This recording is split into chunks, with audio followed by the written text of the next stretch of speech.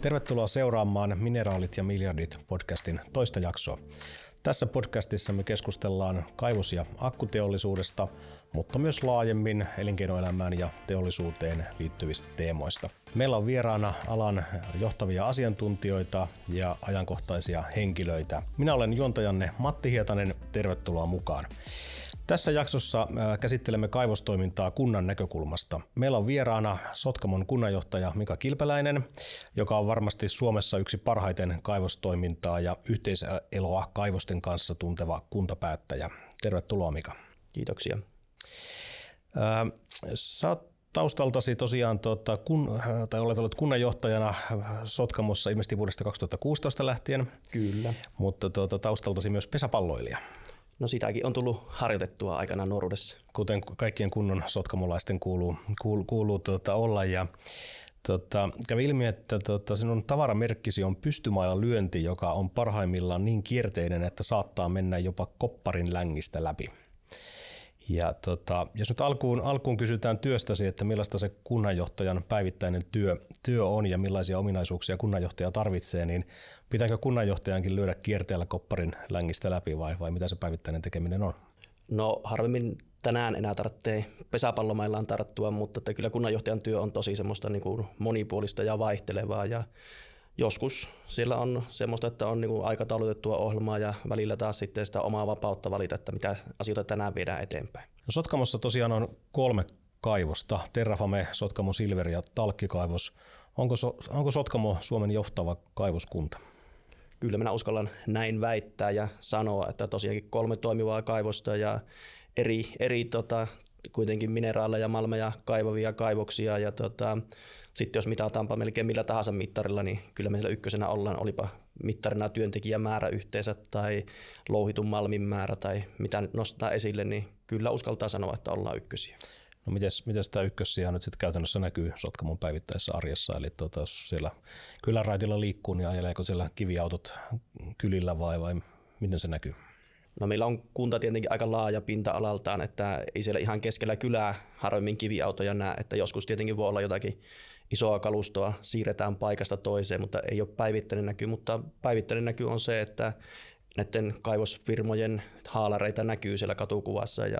varmasti kaupan kassajonossa saattaa olla ruokaostoksilla sitten eri kaivosyhtiön työntekijöitä. No miten niin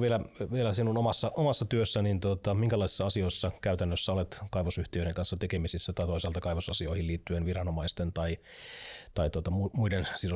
sidosryhmien kanssa, niin minkälaisia asioita ne tyypillisesti ovat? No aika monipuolistahan se sekin puoli on, että jos lähtee miettimään ihan tuohon päätöksentekopuolta, niin mitä tänä päivänä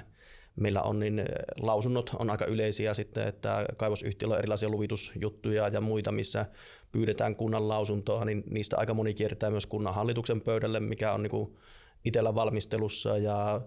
sitten tietenkin tämmöistä, taas kun mennään sinne toiseen reunaan, niin se voi olla vaikka yhteistyötä kaivosfirman kanssa silloin, kun on jotkut messut, niin ollaan siellä sitten kuntana esillä ja kaivosyhtiö ja meillä on monesti ollut samat yhteiset standitkin, missä ollaan sitten esiinnytty. Nykymittakaavan kaivostoiminta on Sotkamossa kuitenkin kohtuullisen tuoretta, puhutaan tällaisesta 10-15 vuodesta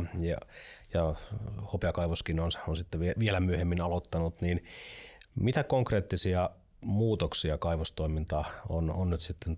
kuntaan tuonut näiden vuosien aikana, jos ajatellaan vaikka infrastruktuuria tai palveluita tai asumista? No liikenteeseen liittyvät asiat on varmasti niitä, mitkä niin kuin nousee kuntalaisten käyttöön kaikkein voimakkaammin, että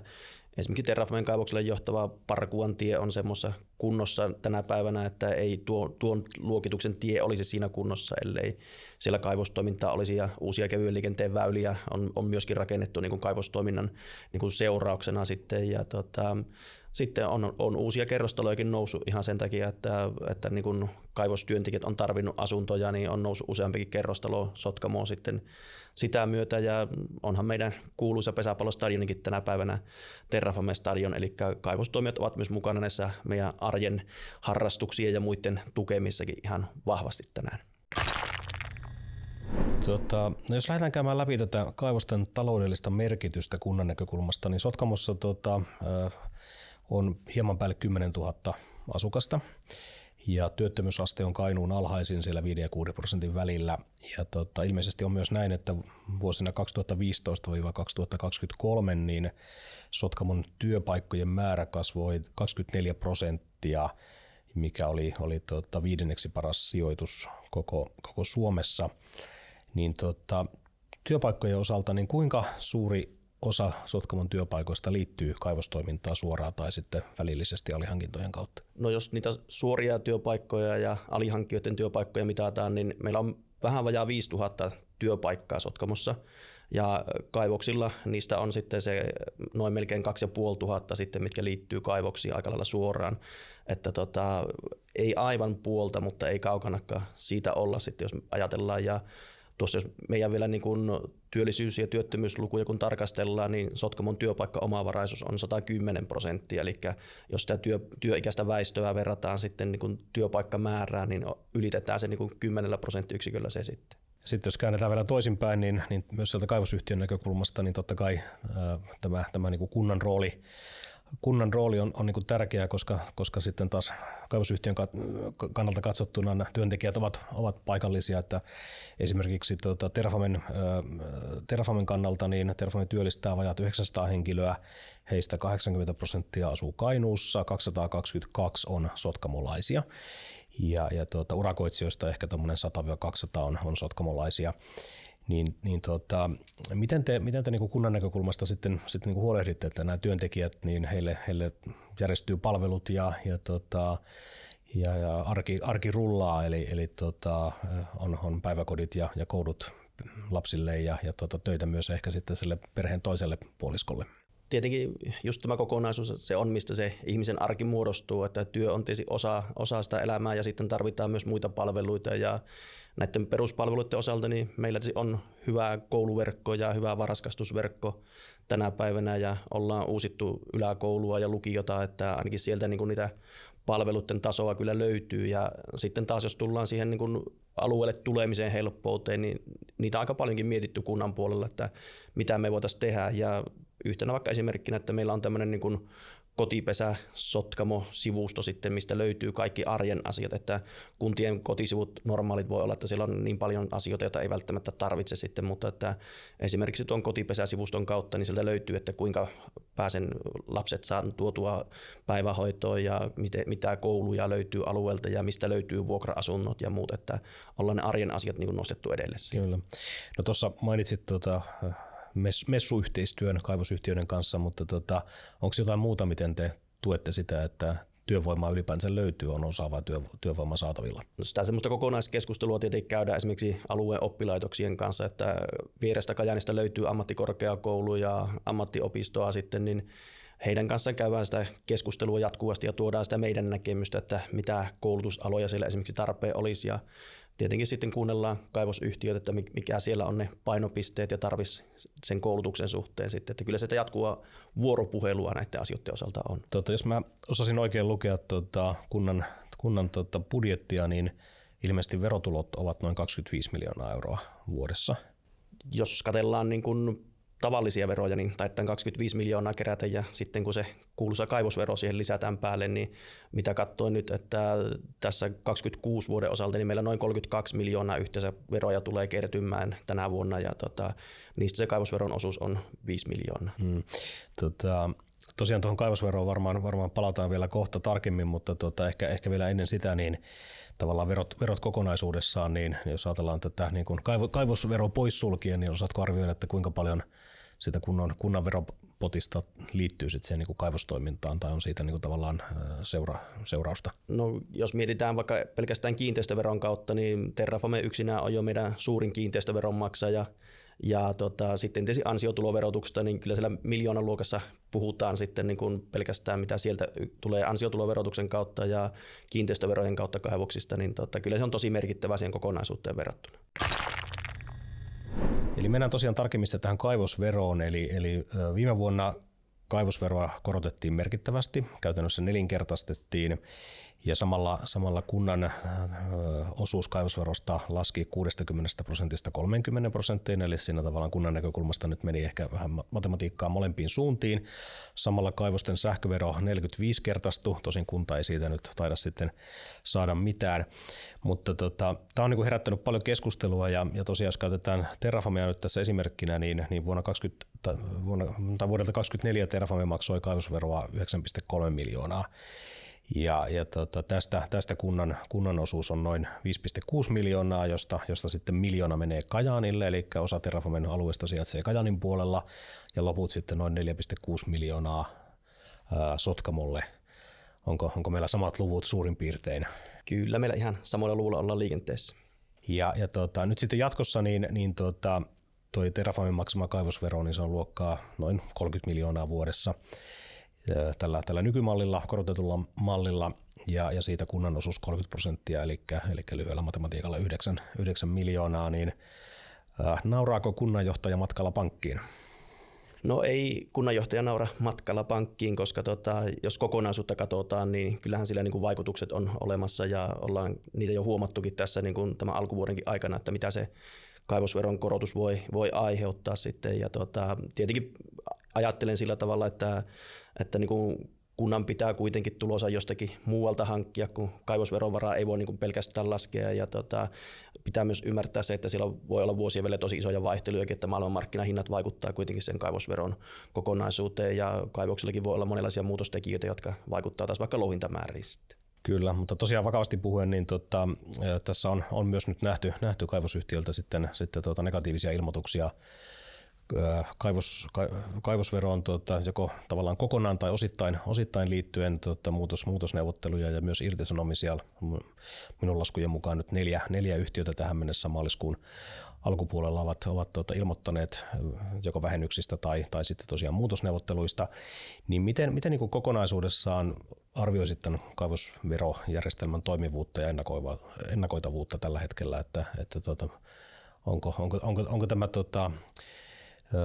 tällaisella niin kuin,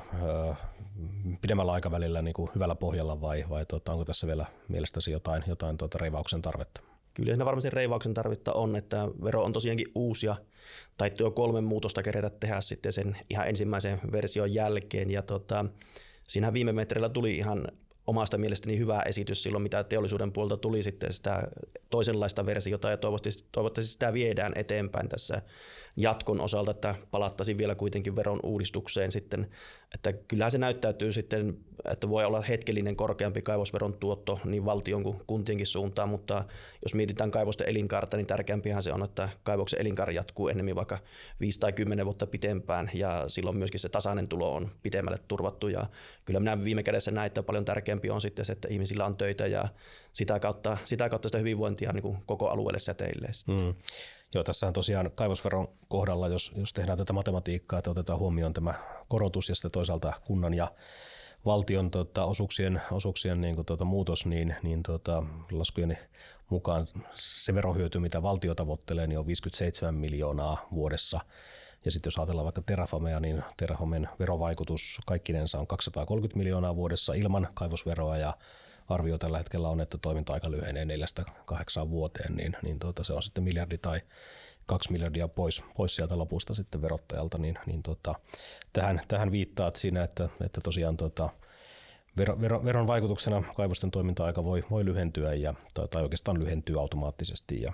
tässä nykymallissa ja sillä on sitten aikanaan sitten myös sitten nämä haittavaikutukset sitten olemassa. No kyllä tuossa aika hyvin käy se vanha sanonta, että lypsävää lehmää ei kannata lahdata, että sama asia tässäkin näin, että kyllähän se tosiaankin se pitempi toiminta-aika niin tuo kuitenkin sen isomman hyödyn ja hyvän sitten ihan millä tahansa mittarilla katsottuna. Mutta miten sitten toisaalta vielä viimeisenä asiana kaivosveron liittyen, niin näetkö, että onko paikallisen hyväksyttävyyden kannalta niin minkälainen merkitys sillä, että nyt on olemassa kaivosvero ja siitä myös kunta sitten saa esimerkiksi teidän tapauksessa useita miljoonia vuodessa, niin tuoko se sitä paikallista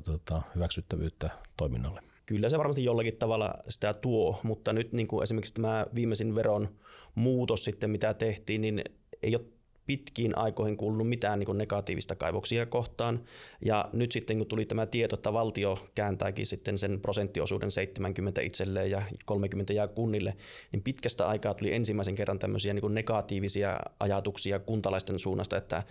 onko tässä järkeä, kun ne hyödyt valuvatkin muualle sitten niin kuin tuon kaivosveron muodossa. Että siinä ehkä yksi esimerkki myös siitä, että niin kuin jos mietitään sen peruskuntalaisen ajattelua, niin kyllä se kaikki niin kuin sitä 50-50 jaosta, jos se kääntyy niin kuin kunnan suuntaan huonommaksi, niin se voi aiheuttaa niin kuin negatiivistakin vaikutusta sitten, vaikka se rahatuotto tulisikin kunnalle osittain sieltä.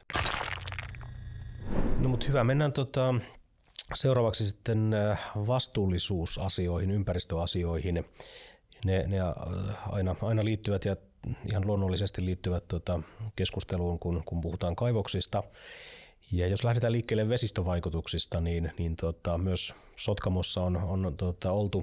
oltu matkan varrella huolissaan kaivostoiminnan vaikutuksista, niin miten kunta seuraa vesistövaikutuksia ja miten te varmistatte, että se tieto ja raportointi, mitä saatte, niin on ymmärrettävää ja vertailukelpoista ja sellaista, että sen pohjalta voitte sitten kunnassa tehdä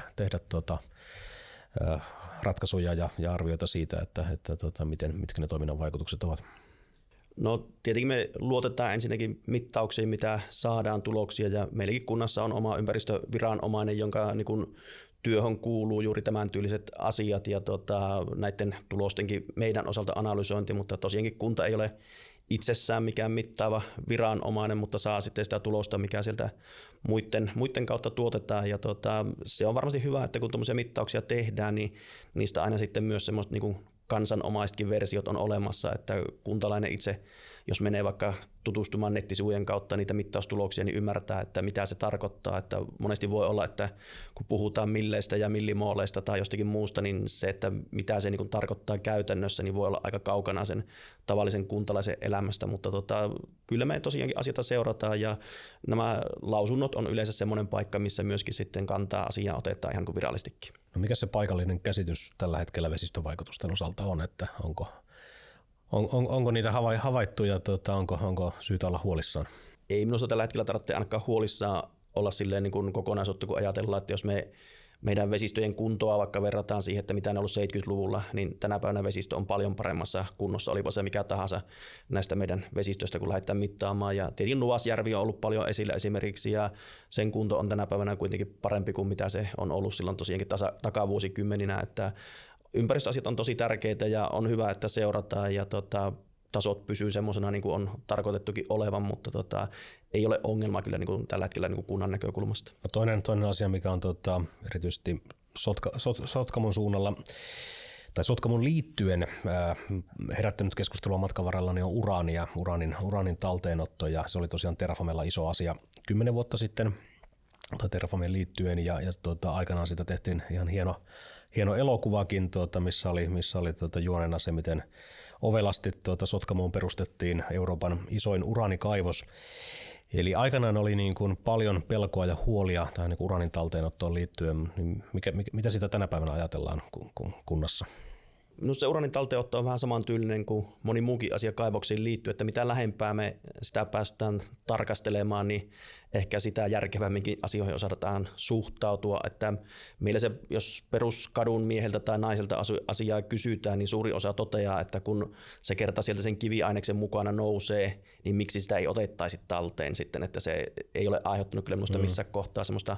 paniikkia eikä tämmöistä niin kuin hysteriaa asian osalta, ja siinä ehkä paras on ollutkin silloin alun pitäenkin semmoinen niin kuin oikeanlainen uutisointi ja oikeanlainen tiedottaminen asiasta, ja se, että tosiaankin niin kuin kerrottu, että minkälaisia vaikka pitoisuudet on, että ne ei poikkea sitten siinä niin kuin normaalista kiviaineksesta, mitä on, että kun Terrafame ei ole nimenomaan uraanikaivos, vaan se on vaan semmoinen sivutuote, mikä sieltä mukana tulee sitten. No miten silloin aikanaan, kun Terrafame haki lupia uraanin talteenottoon, niin mitä siinä vaiheessa kunta ajatteli ja millaisia lausuntoja te annoitte? No me tietenkin kuultiin eri asiantuntijoita siinä kohtaa ja asiahan oli vielä sillä tavalla, että meidän valtuusto oli itse asiassa ratkaisevassa roolissa, että jos kunnanvaltuusto olisi antanut kielteisen kannan sinne uraanin talteenotolle, niin sehän ei olisi enää edennyt sitten prosessissa eteenpäin se luvitusmenettely. Ja valtuustossa käytiin keskustelua ja kuultiin tosiaankin asiantuntijoita ja kyllä siellä loppujen lopuksi äänestettiinkin, mutta taisi olla niin kuin äänestystulos ihan, että suurin osa oli sen talteenottamisen puolesta ja muutama vastaan sitten ja siitä se asia sitten eteni valtioneuvoston käsittelyyn. Miten niin jälkikäteen tarkasteltuna, niin jos ajattelee sitä päätöstilannetta nyt, niin onko sitä jälkikäteen käyty keskustelua, että oliko se oikea päätös ja ollaanko siihen tyytyväisiä? Että onko siihen niin palattu ja pohdittu sitä, että menikö se silloin oikein vai olisiko pitänyt tehdä toisin? No kyllä ne kommentit on ollut positiivisia siitä, että hyvä, että semmoinen päätös tehtiin, mutta ehkä yksi semmoinen just niin kuin siitäkin oppineena, että on hyvin tarkkaa, kun puhutaan erilaisista mittayksiköistä, että mitä niin kuin vaaditaan, että kun joitakin tämmöisiä vastaesityksiä esimerkiksi silloin nousi, että saisi olla sen ja sen vahvuisia pitoisuuksia vedessä, niin sitten kun jälkikäteen niitä vastaehdotuksen pitoisuusmääriä kyseltiin, että mitä se tarkoittaisi, niin meidän juomavedessä olisi niin kuin ihmisillä enemmän uraania kuin mihin olisi pantu sitten raja, että mitä sillä Terrafamen alueella olisi voinut tapahtua, niin se kertoo siitä, että pitää olla niin kuin ne oikeat tiedot sitten ja asiantuntijat saatavilla myös siinä hetkessä, kun päätöksiä tehdään. No miten vielä näihin ympäristövastuullisuusasioihin liittyen, niin onko teillä joku tapa, niin hyväksi koettu tapa kunnan toimesta, että miten te seuraatte esimerkiksi paikallista mielipidettä, ihmisten ajatuksia tässä toiminnan aikana? Teettekö te siihen liittyen jotain mielipidekartoituksia tai jotain muuta, vai onko se enemmän tämmöinen, että jos joku asia nousee sitten niin ison pinnalle ja keskusteluun, niin sitten reagoidaan, vai miten se toimii niin kunnan näkökulmasta? No kyllä se tällä hetkellä enemmän menee siitä, että jos sieltä nousisi joku asia meille, niin tietenkin sitä kuntakin on viemässä asioita eteenpäin tai selvityttämässä, jos semmoista tarvista on. Mutta sitten tietenkin on tämmöiset aluetyöryhmät, jotka ovat siinä kaivoksen lähiasukkaiden kanssa, jossa on niin kuin eri toimijoita ja sieltä sitä ensikäden tietoa saa, että minusta ne on ollut erittäin hyvät ja toimivat näissä meidän kaivosten yhteydessä, että siellä on lähiasukkaita, siellä on luonnonsuojelujärjestön edustajia, siellä on kunnan edustajaa, siellä on kaivoksen edustajaa ja käydään semmoista rakentavaa keskustelua ja siellä saa tuoda mielipiteensä jokainen esille, niin minusta ne on ollut niin kuin erittäin hyviä ja toimivia. No, Sotkamon kunnan strategiassa niin siellä lähtökohtana elinkeinopolitiikan osalta niin siellä on matkailu, malmit, marjat, maa- ja metsätalous sekä liikunta- ja urheilutoiminta. Ja Vuokatti tietenkin on yksi Suomen merkittävimpiä vapaa-ajan keskuksia kokonaisuudessaan. Niin miten te pystytte turvaamaan tällaisen matkailun ja kaivostoiminnan niin kuin esimerkiksi niin rinnakkain elon, että nämä kaksi sopii niin kuin saman kuntaan? No meidän kunta ensinnäkin on aika laaja pinta-alalta, että taitaa tulla kauimmasta kulmasta, jos mitataan toiseen, niin melkein 90 kilometriä matkaa, että sinne mahtuu jo ihan niin kuin tietenkin näiden kunnan koon kautta monenlaista toimintaa, mutta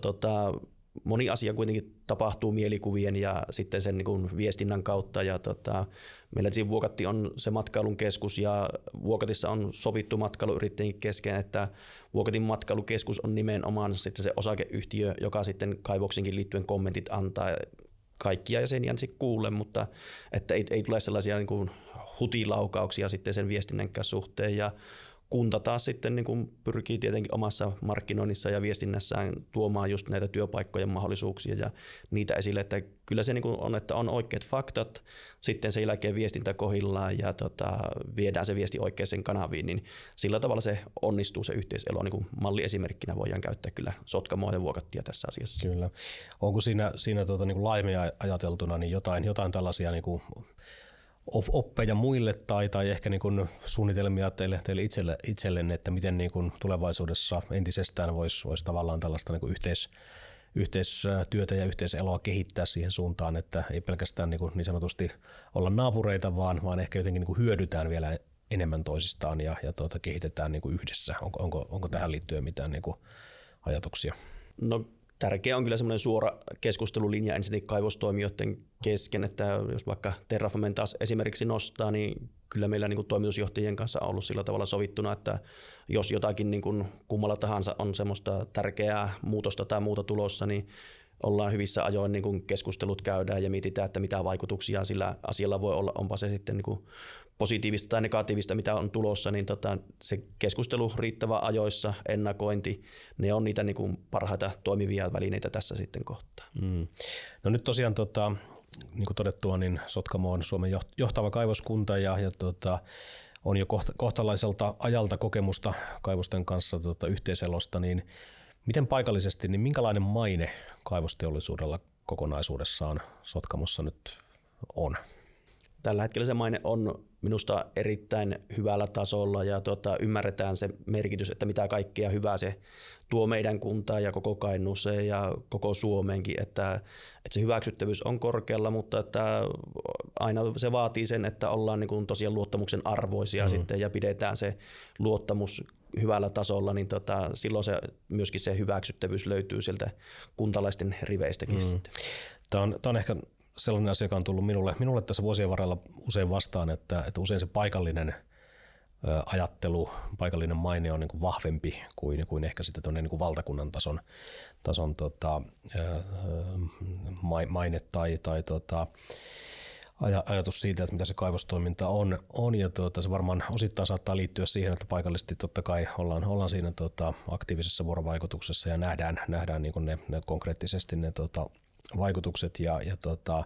toiminta, mutta jos ajatellaan tosiaan tämmöistä niin kuin maineen näkökulmasta, puhuit viestinnästä ja näin edelleen, niin onko tässä nyt jotain, mitä kaivosyhtiöt ja kaivosteollisuus voisi tehdä, ei pelkästään siis kuntatasolla, vaan ihan niin kuin valtakunnan tasollakin, niin oman niin kuin, tavallaan niin kuin maineensa selkeyttämiseksi ja sen kertomiseksi, että mistä tässä on niin kuin kyse ja minkälaista se työskentely kaivoksilla on ja näin edelleen, niin onko sulla jotain neuvoa siihen, että mitä teollisuuden pitäisi tehdä? Pitäisi uskaltaa rohkeasti niin kuin kertoa sitä, että mitä nimenomaan oikeasti tänä päivänä tehdään ja mitä se kaivosala tarkoittaa. Että meillä helposti on se vanha mielikuva siitä lumikista ja 7 kääpiöstä, että hakkuolalla mennään kaivokseen ja sitten noissa tullaan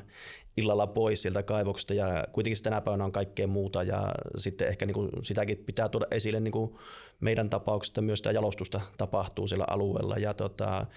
niitä esille, että mitkä on ne lopputuotteet ja mihin kaikkeen me tarvitaan sitä kaivosteollisuuden tuotteita sitten, niin näitä pitää vaan pystyä vahvasti tuomaan esille ja ehkä sitten niin kuin koko toimialaakin sillä tavalla niin kuin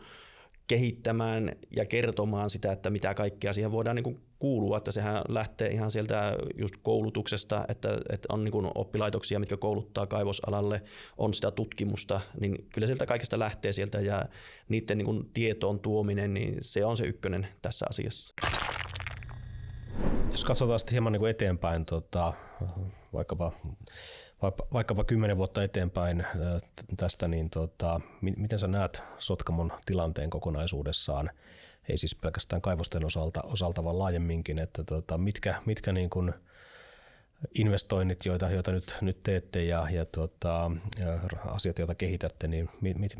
mitkä on niin kuin ne tekijät, jotka sitten tuo sen kilpailukyvyn ja elinvoiman Sotkamon kunnalle tuonne 10 vuoden päähän? Onko se edelleen kaivostoiminta vai onko se marjat vai matkailu vai minkälainen yhtälö se sitten on? No kyllä minä näen, että 10 vuoden päästä niin kaivostoiminta on yksi niistä meidän tukijaloista, mutta sekin on viisautta, että ei niin kuin yhden kortin varaan